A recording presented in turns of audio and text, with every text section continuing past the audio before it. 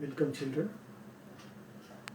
Today I am here to take your chemistry class. In our previous classes you have seen that I have explained about the topic matter. In part 2 of this section already I have explained about the topic matter has mass and occupies space. And also I have explained about the composition of the matter. Now regarding today's class, I want to explain about some of the properties of solid, liquid and gas. Basically, in case of solid, liquid and gas, I like to highlight upon 2 points.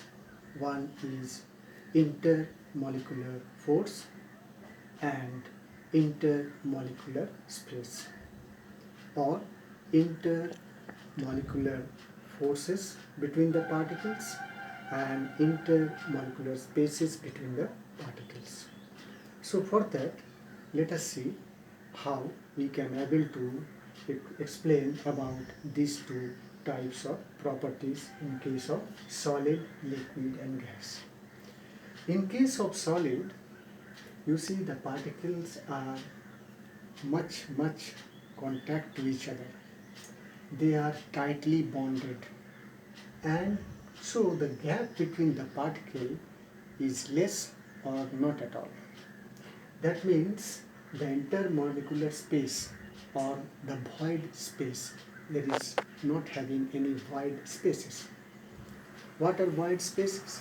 Intermolecular space is going to be called as void spaces. Now children, here you find there is no much gap between the particles and the particles are in compact to each other. So this, in case of solid, you find the intermolecular force of attraction between the particle is more.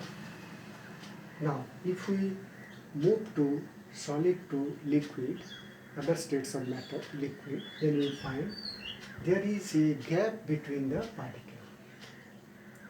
That means there is some void spaces between the particles. And due to that, children, you find liquid take the shape of a container where it is kept. It can be compressed to some extent. Liquids can flow from higher level to lower level.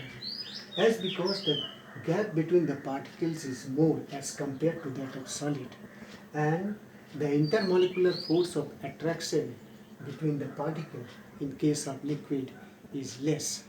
So liquids we can able to compress more, but in case of solid unable to compress.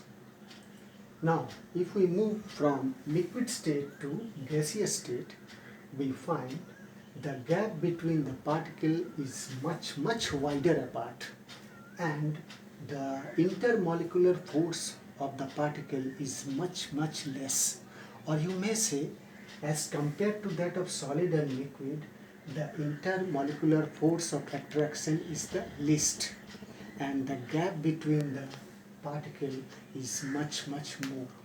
So keeping all these points in views, I like to explain that in case of solid, the intermolecular force of attraction is more than that of the liquid, and in case of liquid, the intermolecular force of attraction between the particle is more than that of gas.